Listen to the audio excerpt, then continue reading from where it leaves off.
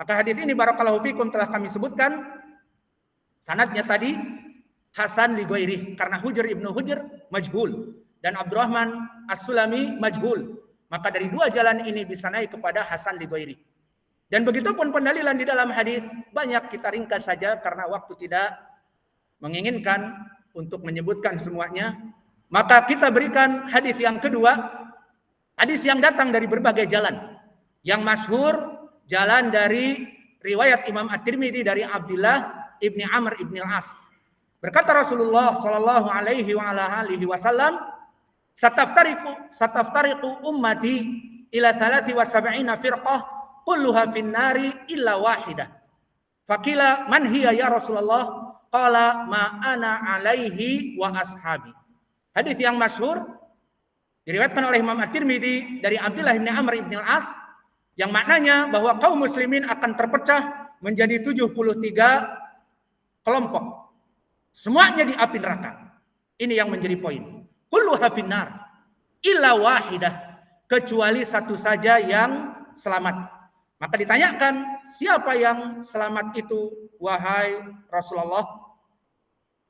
Dikatakan yang selamat itu sifatnya ma'ana alaihi wa ashabi. Apa-apa yang ada padaku, maknanya sunnahku. Wa ashabi maknanya manhaj ahli sunnah wal jamaah as-salafus saleh. Memahami Al-Quran dan sunnah sesuai pemahaman para sahabat dan tabi'in serta murid-murid mereka itba' at-tabi'in. Maka hadis ini dengan lafaz yang kami sebutkan diriwayatkan oleh Imam At-Tirmidzi dan yang lainnya dari Abdullah bin Amr bin Al-As, maka di sanadnya ada Abdurrahman ibnu Ziyad al-Ifriqi. Maka Abdurrahman ibnu Ziyad al-Ifriqi sayyi'ul hifdz, di hafalannya rusak. Maknanya jika berkesendirian dhaif. Namun alhamdulillah hadis ini tidak berkesendirian. Maka telah datang diriwayatkan oleh sahabat yang lain, diriwayatkan oleh Imam Ahmad dari Qatadah an Anas. Dari Qatadah, Imam Qatadah ibnu Di'amah, tabi'i wa huwa a'ma, dari Anas. Fa Qatadah min asbati nas fi Anas. Dan Qatadah dari murid yang paling kuat dari Anas. Maka periwayatannya sahih, muttasil, dan dia rawi yang imam. Maka berkata Anas ibnu Malik bihadal makna.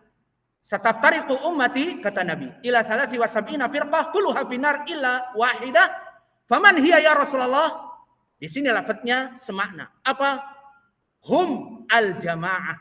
Au hiya al-jamaah. Maka mereka itu adalah kelompok yang besar. Dan makna jamaah di zaman Nabi siapa? Belum terpecah kaum muslimin. Maknanya pemahaman Nabi dengan para sahabat di dalam memahami Al-Quran.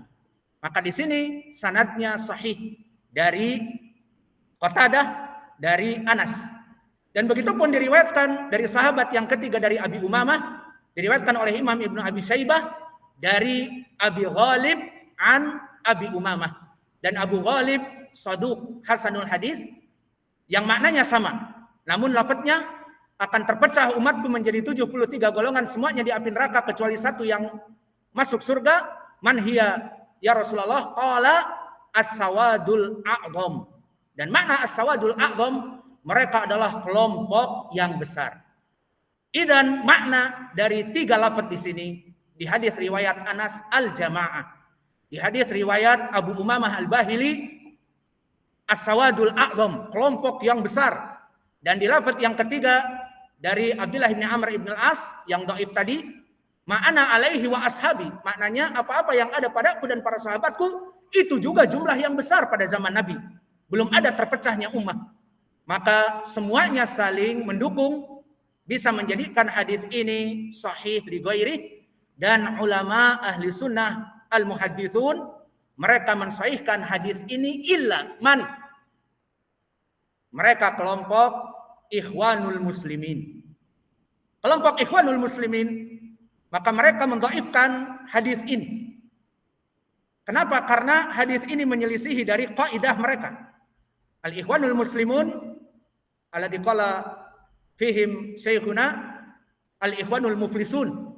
Maka mereka Ikhwanul Muslimun mempunyai kaidah yang disebut atau dibuat oleh Hasan al-Banna Laban al-Hasan, mana Al-Hasan Al-Banna mengatakan ijtama'na bima tafaqna wa na'tazir ba'duna ba'dan bima ikhtalafna, bahwa dakwah Ikhwanil Muslimin, dakwah politik, kita bersatu untuk membuat negara Islam di bawah bendera Ikhwanil Muslimin. Wa na'tazir ba'duna ba'dan bima ikhtalafna, dan kita memberikan udzur kepada anggota-anggota hizb kita, anggota-anggota Ikhwanil Muslimin yang berbeda dengan kita.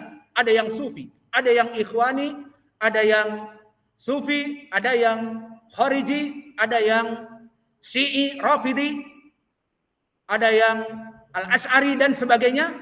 Maka na'tadir ba'duna ba'dan bima ikhtalafna, untuk tujuan mendirikan daulah Islamiyah, sehingga mereka bersatu di atas reruntuhan perbedaan akidah dan manhaj, disatukan dalam wadah Ikhwanil Muslimin untuk mendirikan daulah. Maka akibat dari manhaj mereka yang rusak dari Hasan Al-Banna Laban Al-Hasan, akhirnya mereka menggugurkan hadis ini. Maka siapa yang mendhaifkan hadis ini?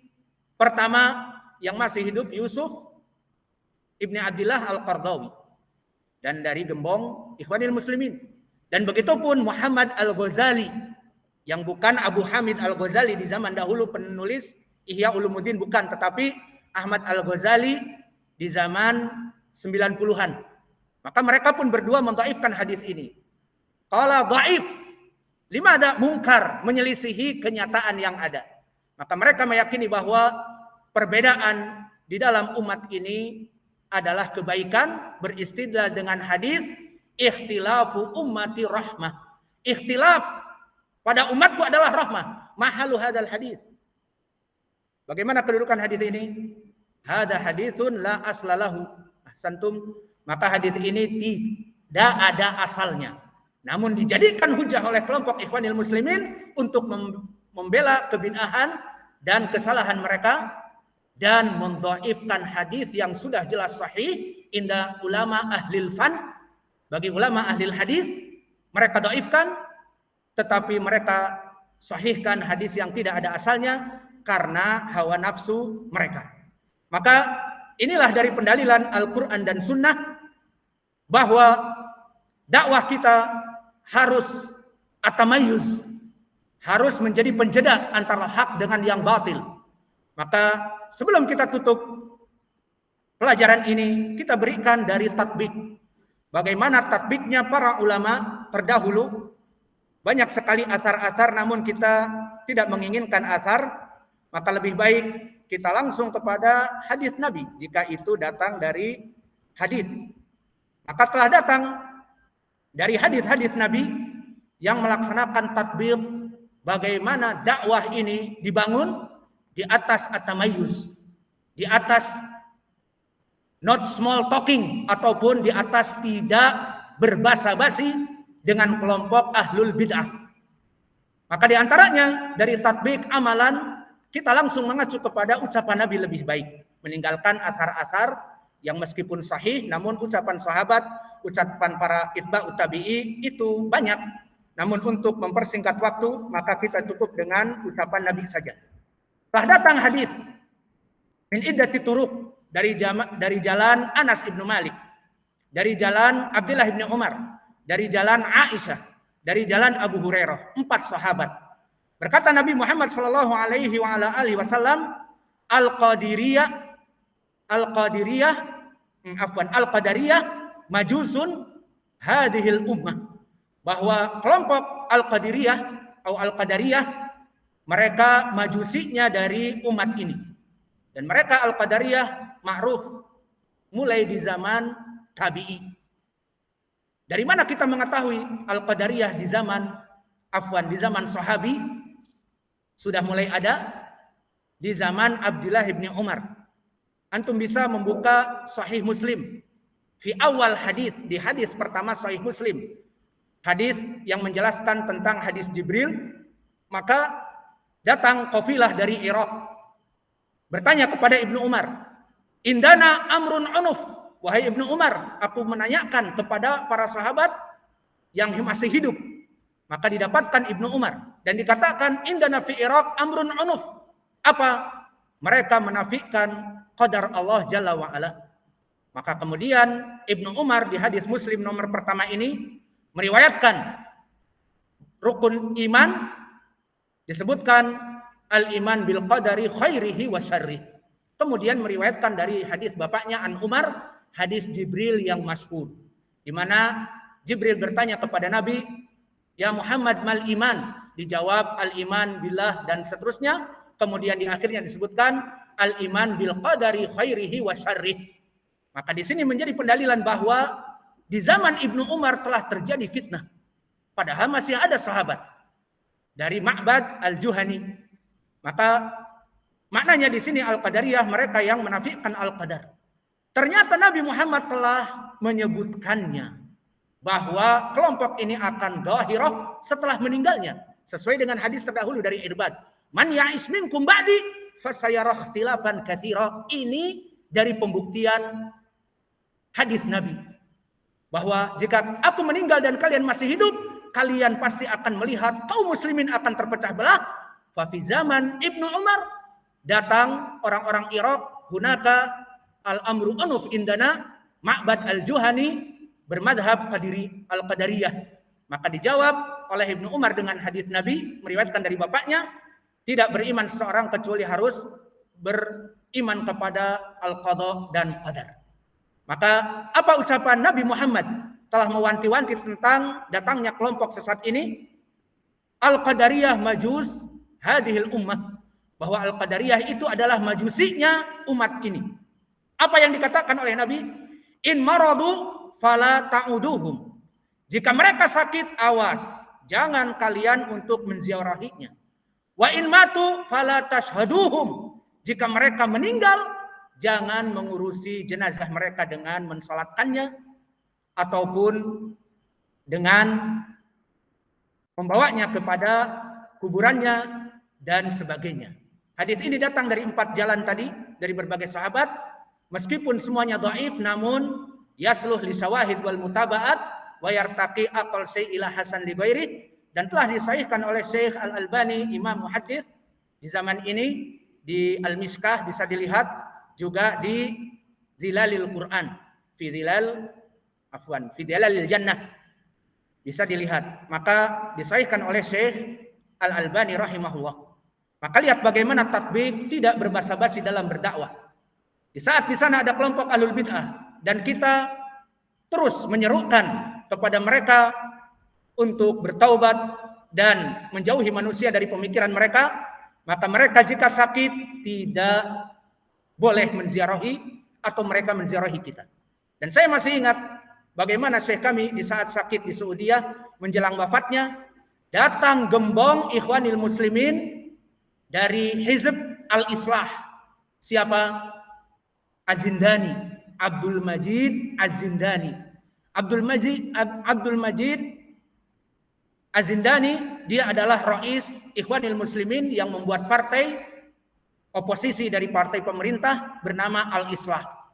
Maka dari semenjak hidup Syekh kami Mukbil terus menggencarkan permusuhan dengan kelompok Ikhwanil Muslimin ini. Alhamdulillah terus menerus dakwah sunnah berjalan, yang mana Az-Zindani mengajak manusia kepada demokrasi, dan majelis syaikhat membuat MPR-nya perempuan. Jadi ada masyaikhat, ada syaikhat, dan diambil ucapan mereka seperti kumpulan perempuan-perempuan yang berakal. MPR-nya perempuan istilahnya, seperti itu Syekh berkata. Maka pada saat Syekh sakit di Saudi sebelum meninggalnya, dia minta izin untuk masuk menziarahi Syekh Mukbil. Maka dalam momen seperti ini, ma'ruf ahlu sunnah wal jamaah keras di saat sehat dan keras di saat sakit. Karena dengan lemah lembutnya dengan mereka, dia akan berbangga-bangga. Zurtu Mukbil al-Wadi imami sunnah fil Yaman wa ana ikhwani misalnya. Maka akan tersebar luas. Aku menziarahi Syekh Mukbil seakan-akan melegitimasi permusuhan yang ada dari segi manhaj menjadi terurai dan menjadi persahabatan karena ziarahnya gembong Ikhwanil Muslimin ini. Maka berita yang masyhur yang sampai kepada kami di Damma juga bahwa Syekh Mukbil tidak mengizinkan dan kepada Huras agar tidak masuk orang ini. Karena nanti dia akan berbicara, aku telah mengunjungi Syekh Mukbil dan Syekh Mukbil tertawa dan tersenyum kepadaku bla bla bla. Akhirnya disitulah basa-basi yang diinginkan oleh mereka untuk disebarkan bahwa Syekh Mukbil telah ridho kepada dakwah Az-Zindani. Maka ini yang pertama. Dan yang kedua, dari praktek at-tamyiz atau at-tamayyuz fi dakwah al-jarh wa ta'dil, di mana kita menggunakan kalimat-kalimat yang buruk untuk menjauhkan kelompok-kelompok yang sesat. Maka betapa banyak dari duat yang notabene menganggap dirinya ahlu sunnah wal jamaah, wahum as-sururiyah, wahum ikhwanul muslimin, dan lebih parah lagi mereka yang lebih tipis dengan kita, yang mana kelompok Asururiyah diboncengi oleh mereka, kelompok Roja dan yang lainnya. Maka mereka mengatakan jangan terlalu keras untuk berdakwah, jangan terlalu sinis menyifatkan mereka dengan ucapan-ucapan yang buruk. Maka dakwah-dakwah seperti ini tersebar, terutama di daerah-daerah yang kekuatan mereka banyak. Maka di saat ada ahlu sunnah yang mengajari sunnah dengan hak dan memberikan jarah wa ta'dil dan melaksanakan at-tamayuz dalam dakwah, maka kelompok-kelompok ini akan berteriak, kalau dakwahmu terlalu keras, maka kamu akan ditinggal. Dan kalian butuh kepada dana untuk pembangunan masjid, untuk kelangsungan pondok, memberikan makan dan minum untuk santri. Kalau kalian keras, maka kita semua akan lari dari kalian. Maka kalian tidak akan mendapatkan apa-apa. Alhasil, dakwah-dakwah seperti itu, dakwah dai-dai melempem, kita bilang. Kenapa melempem? Karena bagaikan kerupuk yang kena angin, saat digigit sudah tidak crackers. Kalau kerupuk yang bagus, yang sunnah, yang asalnya sunnah, digigit crack. Nah, itu manhajnya hak. Tapi manhaj yang sudah terkena pengaruh sururiyah, terkena pengaruh jangan terlalu keras, di saat melihat kemungkaran dari bid'ah, bagaikan kerupuk yang digigit, bagaikan sponge, bagaikan busa yang tidak crackers lagi. Maka mereka dai-dai melempem, melihat jama'atut tabligh di depan mereka, biarkan. Melihat ikhwanil muslimin mengajak kepada kebid'ahan mereka, kita ingin mencegahnya ataupun menasihatinya, biarkan, jangan. Dan bahkan durus-durus kita jangan mencela dan menyebarkan al-jarh wa ta'dil ataupun at-tamayyuz fi dakwah, jangan memutuskan mereka dan jangan menjauhkan mereka dari murid-murid kita, agar murid-murid kita tidak mendengar kaset-kaset mereka ataupun video-video mereka di YouTube. Jangan. Sama-sama mereka juga adalah ahlu sunnah seperti tadi, bahwa ikhtilafu ummati rahmah, bahwa ikhtilaf yang ada ini adalah rahmah baginya. Tidak mereka berpikir kepada sataftariqu ummati ila salati wa sab'ina firqah kulluha finnar illa wahidah. Maka kita katakan kepada mereka bahwa dakwah at-tamayyuz, dakwah ahli sunnah wal jamaah wasyadid. Coba syadid mana? Nabi kita Muhammad ataupun kita sebagai dai-dai yang mengajak kepada as-sunnah? Jawabnya, Nabi kita Muhammad lebih keras daripada kita, dan Nabi kita adalah nabimu juga. Maka nabimu mengajak kepada penjedaan, tidak berbasa-basi dengan kelompok ahlul bid'ah, dan kalian mengatakan kepada kami jangan terlalu keras. Di hadis yang terdahulu disebutkan apa? Kulluha finnar illa wahidah. Semuanya di api neraka kecuali satu. Maka ini tahdzir, ini ancaman yang keras dari Nabi, sebesar-besarnya ancaman daripada kita. Kita paling jangan duduk dengan jamaah tabligh. Kenapa? Tidak mempunyai ilmu dakwahnya. Bas, kata. Jangan duduk dengan ikhwanil muslimin, jangan duduk dengannya. Nanti kamu disibukkan dengan partai dan disibukkan dengan intikhabat ataupun demo, ataupun nanti ujung-ujungnya jadi khawarij, demo di Monas, menggulingkan pemerintahan, menguasai MPR, bla bla bla. Kita menasihati hanya sekedar itu. Apa ucapan Nabi? Maka ucapan Nabi lebih keras. Apa? Kulluha finnar illa wahidah. Semuanya di api neraka kecuali satu. Dan lihat gambarannya bagaimana Nabi keras kepada Al-Qadariyah Majus hadil ummah. Jika mereka sakit, jangan duduk dengan mereka. Menziarahi jangan. Dan jika diziarahi pun jangan. Dan jika mereka mati, tidak boleh kita untuk menyolatkannya dan mengusung jenazahnya. Karena semua orang akan melihat. Ini Ustadz ahli sunnah yang dulu keras kepada dakwah permusuhan. Sekarang di saat meninggal mubtadi ini, dia malah mengusung jenazahnya paling depan dan menguburnya dan sebagainya. Maka tidak seperti itu dalam keadaan dakwah berbasa-basi. Dan dalam permasalahan ucapan, di dalam hadis yang akan kita sampaikan, lebih dahsyat lagi. Telah datang, diriwayatkan oleh Imam Ibnu Majah, dari Abi Umamah, dari riwayat Abi Ghalib an Abi Umamah. Dan Abu Ghalib telah tadi kami sebutkan, dia adalah saduq hasanul hadis. Maka datang jalan yang pertama dari Abi Ghalib. Di dalam hadis ini disebutkan Abu Ghalib, seorang tabi'i, meriwayatkan dari Abu Umamah Al-Bahili di Dimashq. Di mana Damaskus? Sekarang di Suriah. Di saat terjadi pemberontakan mereka di zaman Ali radhiyallahu anhu yang dinamakan dengan fitnah Al-Haruriyah, mereka memberontak seperti di zaman dulu, di zaman sekarang pun sama. Maka mereka mendemo Ali radhiyallahu anhu karena ketidakadilannya kata mereka. Maka mereka keluar untuk mendemo dan bahkan kalau bisa mengkudeta seperti di zaman Utsman, membunuh sahabat tidak apa-apa bagi mereka, halal. Maka di saat mereka keluar, alhamdulillah kekuatan Ahlussunnah sangat kuat, maka mereka dihancurkan dan semuanya tertumpas. Disebutkan di hadis Sahih Al-Bukhari dan yang lainnya bahwa di Harura mereka keluar 4.000 dari orang-orang yang di zaman sekarang seperti ISIS sudah mengkafirkan pemerintah, mengkafirkan Ali radhiyallahu anhu. Maka akhirnya diutuslah ulamanya ahli sunnah, Ibnu Abbas, juga Ibnu Mas'ud.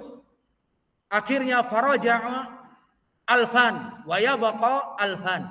Maka mereka bertaubat dengan ilmu yang diajarkan oleh Ibnu Mas'ud dan Ibnu Abbas, taubat kepada sunnah 2.000 kembali. Sisa 2.000 tetap kudeta. Pokoknya Ali kafir, kita ingin menghancurkannya. Alhamdulillah ditumpas, mereka mati. Hadis ini menceritakan tentang itu. Maka di saat falamma ra'a Abu Umamah Al-Bahili ru'us haula al-khawarij fi Dimashq. Di saat Abu Umamah melihat kepala-kepala mereka dipotong dan terlihat oleh Abu Umamah di Dimashq, maka Abu Umamah mengatakan, kilabu ahli nar, kilabu ahli nar, kilabu ahli nar. Syarru qatla tahta adimis sama wa khairu nas man qataluh. Dikatakan Abu Umamah berulang-ulang mengatakan mereka anjing-anjing penghuni api neraka 3 kali. Mereka anjing-anjing penghuni api neraka. Mereka anjing-anjing penghuni api neraka. Maka kalb anjing inda lughatil arabiyah afwan adalah dari binatang yang dianggap sangat buruk. Karena di dalam hadis banyak diperintahkan untuk dibunuh, terutama Al-Aswad, hadis muttafaqun alaih, memerintahkan Nabi untuk membunuh anjing hitam, dan juga diharamkan samanul kalb, diharamkan untuk menjual anjing. Maka kucing lebih baik daripada anjing. Alhasil, kenapa disebutkan anjing kilabu ahli nar? Karena anjing di indal Arab adalah perkara binatang yang menghinakan. Maka mereka anjing-anjing api neraka. Seburuk-buruknya mayat yang dibunuh di muka bumi, mereka. Dan sebaik-baiknya kaum muslimin yang membunuhi mereka.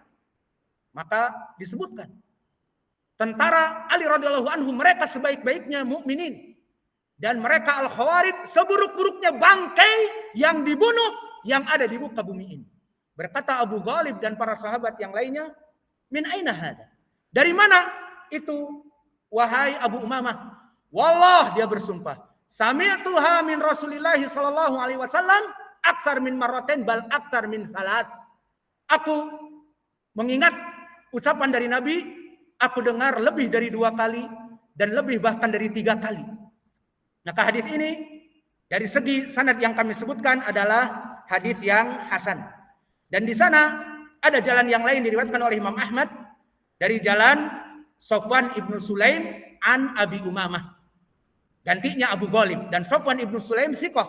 Walakin adhahir lam yasma min Abi Umamah. Dohirnya terputus sanad ini karena dia tidak mendengar dari Abi Umamah. Maka dari 2 jalan ini saja hadis ini bisa menjadi hasan. Dan alhamdulillah qad hasanahu Syekhuna Muqbil Al-Wadi'i Al-Muhaddits Diyar Ahli Yaman. Maka Syekh kami Muqbil telah mensahihkan atau menghasankan hadis ini di Al-Jami'us Sahih mimma laisa fi sahihain. Maka dari 2 hadis ini menjadi pendalilan bahwa bagaimana Nabi sangat keras kepada mereka orang-orang yang menyimpang. Disebutkan oleh Nabi, al-khawarij haula kilabu ahli nar, anjing-anjing api neraka. Dan kalimat anjing di Indasima al-Arab, binatang yang kasar. Berbeda dengan kita mungkin anjing masih mending, namun bagi mereka anjing adalah perkara yang buruk. Maka ini adalah tatbiknya Nabi di saat melihat dari kelompok-kelompok firqah ad-dhalah. Disebutkan di dalam hadis kulluha finnar illa wahidah. Semuanya di api neraka kecuali 1. Dan disebutkan di dalam hadis juga, di hadis yang kita sebutkan tadi, bahwa mereka majusinya hadil ummah dari Qadariyah, dan tidak boleh kita untuk mengunjungi di saat mereka sakit, dan tidak boleh juga melaksanakan permasalahan jenazah. Dan juga di hadis yang kita berikan yang terakhir, bahwa mereka itu adalah anjing-anjing api neraka. Dan masih ada juga di hadis yang muttafaqun alaih dari Ali radhiyallahu anhu, kita singkat, yang mana hadis ini mencela kelompok al-khawarij, bahwa mereka itu yamrukuna minas sahm kama yamrukuna minad din kama yamrukuna as-sahm minar ramiyah. Dan mereka itu adalah sufaha ahlam wa hudatsa asnan. Disebutkan di dalam hadis Ali yang muttafaqun alaih, kelompok al-khawarij, mereka yang seperti ISIS sekarang mengkafir-kafirkan kaum muslimin. Maka apa kata Nabi celaan dari mereka? Maka mereka itu hudatsa asnan, baru anak kemarin sore. Baru gigi mereka serinya baru tumbuh. Baru kemarin anak soleh. Dan seperti itu. Mereka orang-orang khawarij yang kebanyakan mengikuti kelompok ISIS ataupun apa saja namanya, yang memberontak pemerintahan NKRI sekarang, baik di Poso, baik di mana-mana, yang di luar negeri atau yang di dalam negeri. Maka mereka hudatsa asnan, baru kemarin sore, tidak mengetahui makna la ilaha illallah dengan hak, tidak mengetahui fikih Islam dengan hak. Al-muhim di braining wash bahwa pemerintah kafir. Diberikan perkara-perkara dari segi politik, dari segi ekonomi, dari segi demikian-demikian, bahwa pemerintah tidak adil. Seperti di zaman dulu, i'dil ya Muhammad fa innaka la ta'dil. Maka seperti itu akhirnya mereka dikatakan oleh Nabi hudatsa asnan. Mereka anak-anak baru kemarin sore. Dan sufaha ahlam. Dan mereka mempunyai nightmare, mempunyai masa depan yang buruk. Maka mereka menyangka ini adalah hak padahal batil. Dan disifatkan bahwa yaqra'unal Qur'an walam yasilu hanajirahum. Mereka membaca ayat-ayat Al-Qur'an dan tidak sampai Al-Qur'an itu kepada kerongkongan-kerongkongan mereka. Maknanya mereka membaca ayat Al-Qur'an dan membaca al-hadis, namun tidak mereka praktekkan kecuali mereka gunakan untuk membunuh saudaranya kaum muslimin. Wa yamrukuna minad din kama yamrukuna sahma kama yamruku sahma minar ramiyah. Dan mereka sangat cepat keluar dari manhaj ahli sunnah bagaikan secepat kilat panah yang keluar dari busurnya. Maka inilah dari at-tatbiq application, bagaimana dari ucapan Nabi saja untuk kita ini tidak berbasa-basi dengan kelompok ahlul bid'ah di saat kita berdakwah atau di saat kita menuntut ilmu. Maka ini semua khitabnya dalam keadaan berdakwah dan menuntut ilmu. Maka untuk menuntut ilmu juga bisa kita tambah satu saja, dan ini tambahan riwayat yang diriwayatkan oleh Imam Muslim dari Ibnu Sirin, dan antum semua telah memahaminya dan menghafalnya. Apa? Inna hadal ilma dinun Fangduru ahadukum aman ta'khuduna dinahum. Maka agama ini, ilmu syar'i ini adalah agama. Jangan sembarangan mencari guru. Bahaya tidak selektif menjadi guru akan membahayakan dunia dan akhirat bagi orang yang menuntut ilmu ini. Maka jangan kalian sembarangan menuntut ilmu. Ada kelompok orang-orang Khawarij di YouTube, kajiannya diikuti. Kemudian lama-lama masuk lagi kepada website yang lebih deep website, cara membuat bom. Kemudian masuk deep web lagi, suicidal, highway to heaven. Bunuh diri adalah jalan pintas kepada surga. Akhirnya jadilah orang yang membuat bom bunuh diri. Maka hati-hati dalam menuntut ilmu. Menuntut ilmu dilihat belajar dari siapa. Gurunya ahlu sunnah, alhamdulillah. Berarti dia dai sunnah. Tidak, siapa gurunya? Wallahu alam. Bahkan dikunyah Abu Fulan. Tidak diketahui siapa Abu Fulan, majhul. Tidak diketahui dia pun siapa. Karena di web-web mereka kebanyakan Abu Fulan, Abu Fulan, Abu Fulan, Abu Fulan. Dan abu-abunya juga ada makna-makna tersendiri. Apa? Abu Mujahid, Abu Jihad, Abul Qatl, dan sebagainya. Alhasil, inilah yang mungkin bisa kita berikan. Mohon maaf atas segala kekurangan. Wa naktafi ila huna wa jazakumullahu khaira wa barakallahu fi ilmikum. Subhanakallahumma wa bihamdika asyhadu an la ilaha illa anta astaghfiruka wa atubu ilaik.